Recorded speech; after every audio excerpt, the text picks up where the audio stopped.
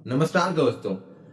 1943-44 एक ऐसा साल जिसमें चावल की वजह से एक नहीं, हजार नहीं, 10,000 नहीं, 8 लाख नहीं, बल्कि पूरे 30 लाख लोगों ने अपनी जान गंवाई थी।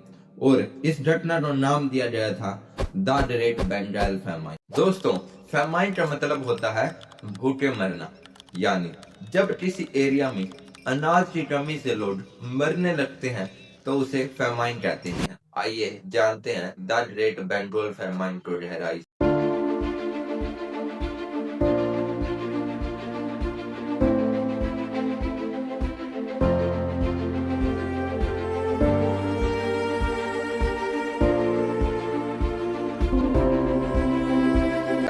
वर्ल्ड वॉर 2 के दौरान जापान ने कोरिया, थाईलैंड, इंडोनेशिया, मलेशिया और सिंगापुर पर कब्जा करने के बाद जापान ने मार्च 1942 बर्मा पर अटैक किया और ऑलमोस्ट पूरे बर्मा पर कब्जा कर लिया, जो आज का म्यांमार है।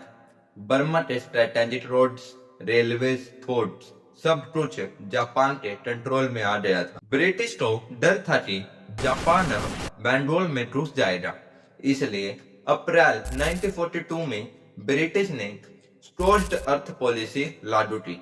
स्corched का मतलब होता है जलाना, यानी एक ऐसी पॉलिसी जिसमें एनिमी के आने से पहले ही अपने एरिया के सभी रिसोर्सेज को जला देना, ताकि एनिमी उन रिसोर्सेज का यूज ही ना कर सके।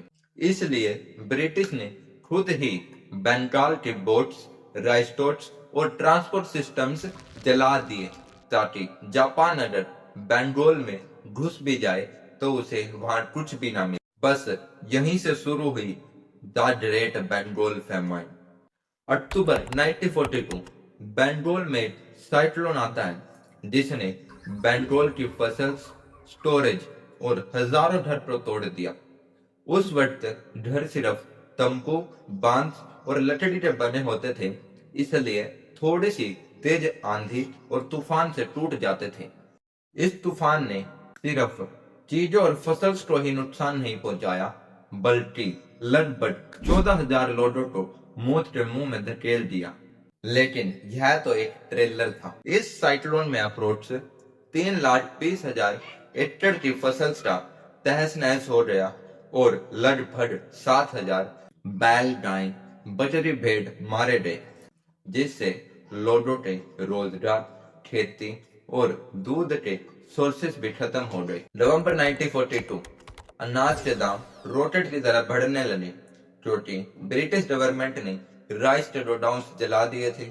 ब्रिटिश मिलिट्री के लिए खाना रिजर्व कर लिया और फसल साइक्लोन की वजह से नष्ट हो गई थी।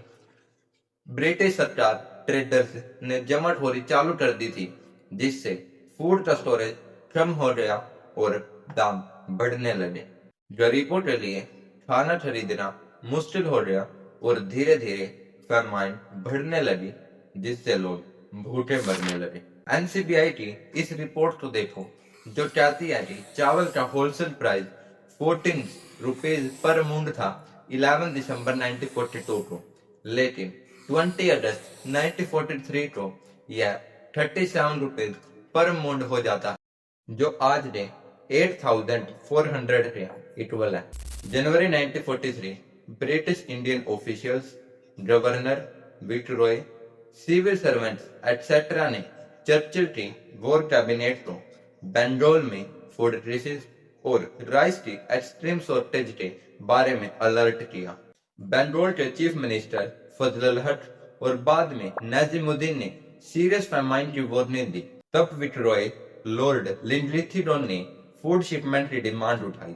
Governor of Bengal John Herbert ने भी बार बार ब्रिटिश सेंट्रल अथॉरिटीज को वार्न किया और रिक्वेस्ट किया था कि ट्रेन्स ऑस्ट्रेलिया या कनाडा से मंगवाया जाए। विंस्टन चर्चिल, जो उस वक्त के ब्रिटिश के प्राइम मिनिस्टर थे, वो कहते हैं सभी शिप्स वॉर में बिजी हैं, फूड इंडिया में ट्रांसपोर्ट नहीं हो सकता, जबकि वो ब्रिटिश सोल्जर्स के लिए फूड ट्रांसपोर्ट कर रहे थे।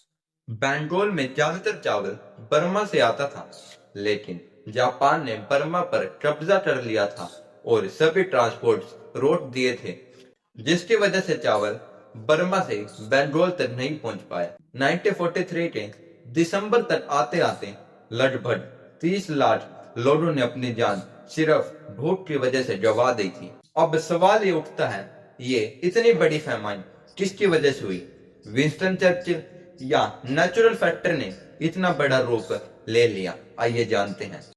माना फ्लड और साइक्लोन की वजह से फसल बर्बाद हुई, ब्राउन स्पॉट डिसीज ने भी फसल को नुकसान पहुंचाया और बर्मा पे जापान के कब्जे की वजह से फूड बंगाल नहीं पहुंचा। लेकिन कई रिपोर्ट बताती है कि 1943 में चावल की खेती 1941 से भी ज्यादा हुई थी, तो इन वजह से फैमाइन होती तो 1941 में भी होनी चाहिए थी। इस फैमाइन का जिम्मेवार और कोई नहीं बल्कि विंस्टन चर्चिल, ब्रिटिश गवर्नमेंट और उनकी पॉलिसीज थी, जिसने इतना बड़ा रूप धारण कर लिया। 1943 की फैमाइन के बाद इंडिया में और कोई फैमाइन नहीं हुई, क्योंकि इंडिया ने PDS, public distribution systems, buffer stores, green regulations और नेशनल फूड सिक्योरिटी एक्ट लगाए, जिससे 1943 के बाद इंडिया में कोई फैमाइन नहीं हुई। इन सब एक्ट की बात हम फिर किसी और वीडियो में करेंगे।